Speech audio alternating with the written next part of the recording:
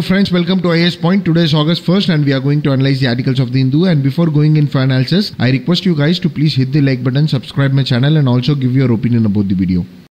So coming to the first article, washed out. See guys, this article is all about the floods which has occurred in eastern and the western India, and it tries to bring in the reality with respect to that. See guys, by eastern India, this article refers to the floods which has occurred in Assam recently, and by western India, it refers to the floods in Rajasthan and Gujarat. I would like to make one more point. See guys, there are many reasons for the occurrence of floods. For instance, excessive rainfall, improper construction of dams, river encroachment, river embankment, sedimentation of the river. There are many reasons for the flood to occur. So I would request you guys to please go into the background first and you just know the reason for the floods which occurred in Assam, which is due to the Brahmaputra river. I have given you a link in the description box. Just have a go through. So coming to the article now. This article tries to say that the recent flood in eastern and western India has devastating effects and there is a need for the capacity building program. That is, it tries to say that the government is not up to the mark in order to control the devastating effects of floods, and it also tries to say that the monsoon floods is not very uncommon to India. That is, there are data which is available with the meteorological department, plus everyone is known about the variability and the frequency of rainfall with respect to the monsoon. See guys, monsoon happens to be a rainfall where 70 to 80% of the rainfall is concentrated in 3 to 4 months.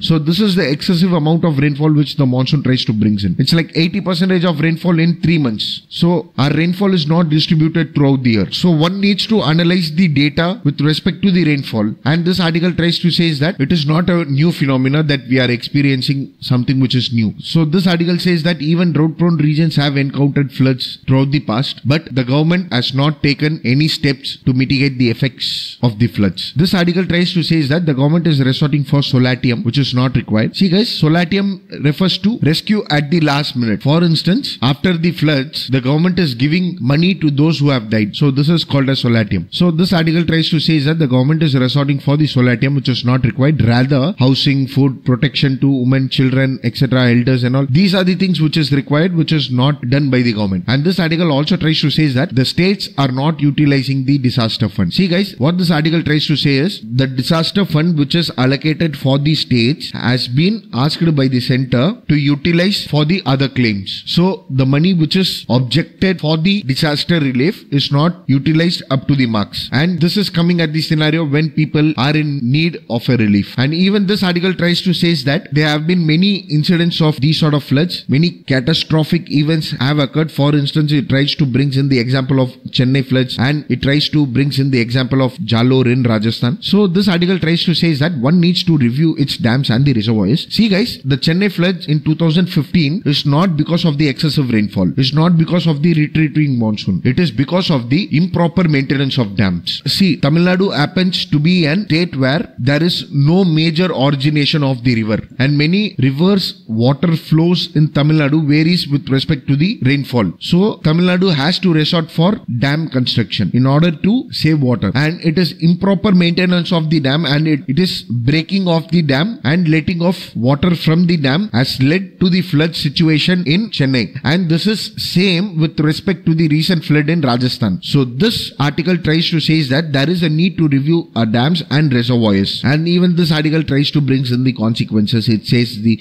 burden of the floods is very huge on the farmers, and it tries to bring in few facts which is not very much important, but it tries to bring in the consequences. It says that many people are suffering losses. Many financial instruments makes them as a burden. They have not provided with the social support, not the financial instruments, and nothing is available to them to rebuild their lives. And even one has to look for the public health dimension, which is affected a lot, and even mental health issues is also one of the concerns. So it tries to bring in the consequences with respect to the financial losses, health loss, and the mental loss, social infrastructure damage. So these are the consequences which the article tries to bring in. And what the article tries to say in the conclusion is that a monsoon is vital for the economy. See guys, Indian agriculture is dependent upon the monsoon. One of the characteristics of the Indian agriculture is monsoon dependent agriculture. So blaming monsoon for the flood is not intelligence. So this article tries to say that a monsoon is vital for the economy, but government should be prepared to deal with the excessive rainfall. That is, it need to ensure to mitigate the effects of the flood. So that's it with respect to this article guys. We'll move on to the next article now.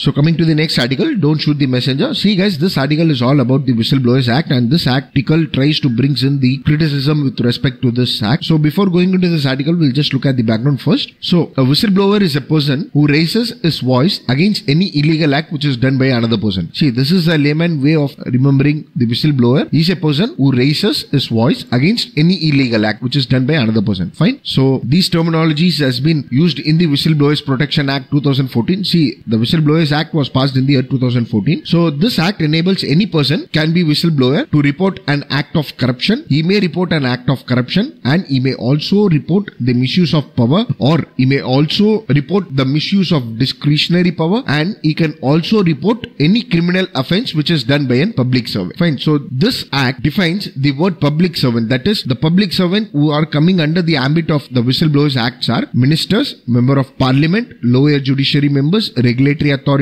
and central and state government employees. So these are the public servants which is mentioned by the Whistleblowers Act 2014. We'll just discuss the few important salient features of this act also. So first of all, this act gives protection to the person who's making the disclosure. That is, it gives protection to the whistleblower. And this act also provides that any private individual or any public servant can also make disclosure of illegal activities to the Central or State Vigilance Commission. But the important point to be noted from this act is that the complaint must include the identity of the person. Fine. So this is one sort of feature which was under criticism by several persons. So see, disclosing the identity of the person does not give them protection, right? So that is why it was criticized. And this article also says that this act also has a feature that the Vigilance Commission shall not disclose the identity of the complaint except the department deems necessary. That is, they will not disclose the complaint of the person. Fine. And they will not disclose who is the person. Fine. Until or unless a necessary situation occurs. And even this act penalizes any person who has disclosed the identity of the complaint. Fine. So even this act prescribes penalty for making false complaints. So these are the salient features of the act which was passed in the year 2014. So we'll move on to the article now. So coming to the article now, don't shoot the messenger. And this article in the first paragraph tried to say that more than 15 whistleblowers have been murdered in India for the past 3 years. And it also tries to say that the Whistleblowers Protection Act was passed in 2004. And it also tries to bring in the background of the whistleblowers, that is the definition of the whistleblowers, which we saw in the background. And it also tries to bring in the information of RTI. It says that right to information gives us access to information. So it tries to bring in few points on RTI, and later it tries to bring in an example. It says that Mr. Satyendra K. Dubey was murdered in 2003 for his whistleblowing activity against an manager of NHAI, that is National Highway Authorities of India, and he was murdered. So these sort of examples this article tries to bring in the first 3 paragraphs. But the important point to be discussed from this article is that this article tries to say that the bill which is passed, that is the whistleblowers bill which is passed in the year 2014, is in the process of amendment. That is, the Parliament is going to amend the bill. Fine. And the amendment which it tries to seek is with respect to the Official Secret Act. So one needs to know what is the meaning of the Official Secret Act. Fine. So I have given you the definition here. See, it's the Official Secret Act states that the actions which involve helping an enemy states against India. It also states that one cannot approach, inspect, or even pass over a prohibited site or an area. See guys, I'll just give you in the correct format. This act was passed during the British colonial era because it was an instrument to curb the freedom of speech and expression against the press. See, one could have noticed during the freedom struggle that many newspapers came against the government, the British government. So this Official Secret Act was passed, which said that any news article or any information which is against the government will be prohibited and he will be penalized. So this is Official Secret Act, and this act was passed during the British colonial era and still in prevalence. So according to this act, helping the enemy state can be in the form of communication, sketch, plan, model of an official secret or official codes or password. So this disclosure of any information which affects the sovereignty and integrity of the state is punishable. Fine. So that's it. That is, any news item or any information or anything which is against the sovereignty and integrity of the state will be penalized under this act. Fine. Now, this article tries to compare the Whistleblowers Protection Act with respect to the Official Secret Act. So the amendment which the government made is whistleblowers will not be allowed to reveal any documents which is classified under the Official Secret Act of 1923. Fine. So we know what is the meaning of Official Secret Acts. That is any information which is against the nation. So this Whistleblowers Act does not cover documents under the Official Secret Act. Even the purpose is to disclose act of corruption, misuse of power or criminal activities. Anything which is under the Official Secret Act is also not under the ambit of Right to Information Act. And I would like to make a point here. This right to information is a friend of whistleblowers protection. I can tell you how. See, for any information, this RTI is used as a basic phenomena to acquire information. So whistleblowers, in order to gain evidences, use this Right to Information Act. And the Official Secret Act documents or the documents covered under the Official Secret Acts does not come under Right to Information Act. Fine. So the recent amendment that the whistleblowers will not be allowed to cover documents under the Official Secret Act is a worrisome according to the author, because I can give you an example. For instance, take an example of defense, and the government has procured arms and ammunitions from many nations, which is under the Official Secret Act, and it is also not under the purview of RTI. So if at all such corruption is involved under the procurement of arms and ammunition, then the whistleblowers will not be applied there. Fine. I hope you can get my point. So this is what this article tries to say here.